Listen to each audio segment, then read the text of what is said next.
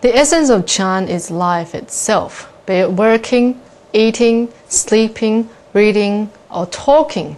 Therefore, the great art of meditation is not confined to a meditation hall, because true Chan is filled with the sights and sounds of life. It is not something that can only be practiced by old monks or old nuns. In fact, anyone can practice it.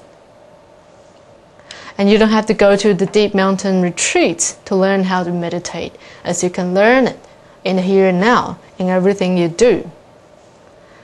There is a very common mistake amongst Buddhist practitioners, and it's when they separate their practice from their everyday life. And it's a mistake which the Chan masters mention and point out all the time.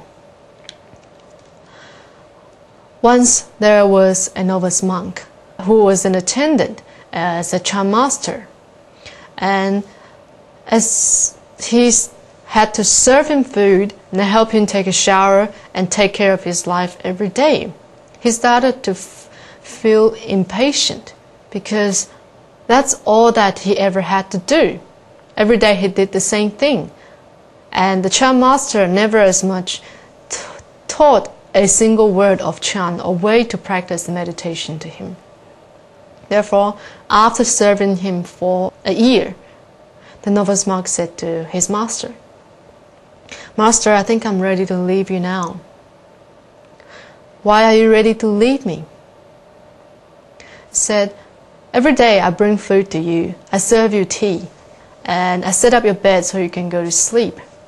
But you have never even taught me anything about Buddhism. You have never even taught me ways to practice Chan or meditation. Therefore, I think I have done enough serving you during this year, and I'm ready to go to other places to learn about Chan." The Chan master looked at him and said, "I have taught you a lot of things that you have overlooked. You have defeated my purpose of letting you serve me. You have defeated my purpose of me teaching the real essence of Chan to you." Then the novice replied, "What have you ever taught me? You have never even said a word to me." And then the Chan master said to him, "Why haven't I taught you anything? I eat the food that you bring me. I drink the tea or water that you serve me. And I sleep well in the bed that you set up for me. How can you say I never even taught you the ways to practice Chan and meditation?" What this story tries to tell us is that Buddhist meditation involves more than just sitting. While sitting is important, it's only a step to how we first learn to quiet our minds. After that, sitting is no longer necessary for us to confine our meditative practices to long hours on the cushion, because the real essence of Chan has to be experienced even in the smallest things that we do every day. And remember, deep meditative state can only and should be reached even when we walk, stand, and lie down and eat and so on. Only by then will we have truly achieved the paramita of meditation. Okay, now that was the 5th paramita. And let us now look at the 6th paramita, the final of the 6. This is the paramita of wisdom. As we talk about the paramita of wisdom, once again, it can be described in the following Sanskrit words: prajna paramita. And prajna here means wisdom. What kind of wisdom is it? We're not referring to worldly wisdom here. When we talk about prajna wisdom, it's prajna wisdom for practical use. And for what use, you may wonder. And let me tell you, when we practice the paramita of wisdom, we are striving to make sure that we observe and understand causes and conditions, as well as cause and effects the right way. What's more, we also need to realize that all 5 skandhas were empty. But it being able to do so, as we may have discussed earlier when we talked about causes and conditions as well as emptiness, you will realize that these are the two major philosophies that lie behind everything, every phenomena in this world. Therefore, by possessing the prajna wisdom, we will be able to see that no matter what kind of problems we come across, no matter what situations we come across, we will realize that they only arise because of the momentary set of causes and conditions that were present. And once the causes and conditions fall apart, the phenomena will no longer be there. Therefore, there's no need for you to be disturbed by that particular event, since it is empty in nature. Therefore, with the things that we see, the things we hear, the things we smell, the things we taste, and the things that we touch, these are all kinds of things which may, in one way or another, make us feel troubled or defiled. And the way to deal with this is to use or to apply the prajna wisdom into everything that we see. Okay, the paramita of wisdom is also regarded as the eye of the other 5 paramitas, which, let's use a metaphor, which may be blind.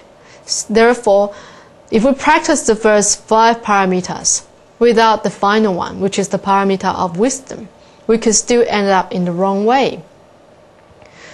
So, let's say, let me give you examples of how the first 5 paramitas can be practiced and misapplied. For example, if we practice generosity without wisdom, we can cause someone to become weak and dependent. For example, if you are striving very hard to be a generous person, and if you think to yourself, the way to be generous is to keep giving things away. You keep giving a person money without teaching him how to find a proper job and how to support himself. What would the result be? He will always depend on the money that you give him. He would even misuse the money and cause trouble for himself.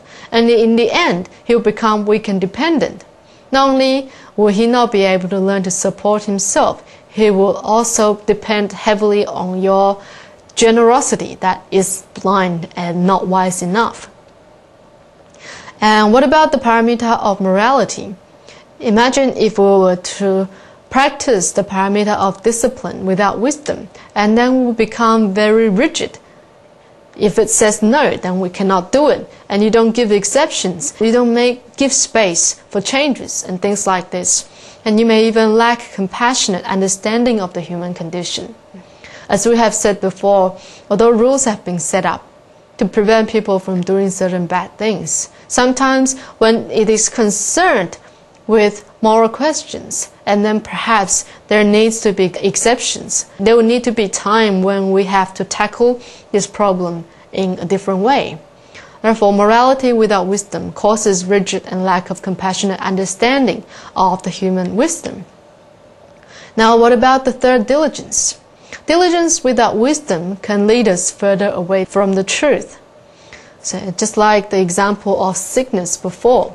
If we say our body is too weak and the doctor instructs you to do some exercise, for example, running, then you could go off, run around the streets for, say, 5 or 6 hours, thinking that the doctor told me to run. Therefore, if I go running, my body will be better. Therefore, you keep at it. But is this the correct way? If you lack the wisdom to know that in order to keep a healthy body, you also need to get plenty of food, plenty of rest, and plenty of sleep, on top of plenty of exercise in order to become healthy.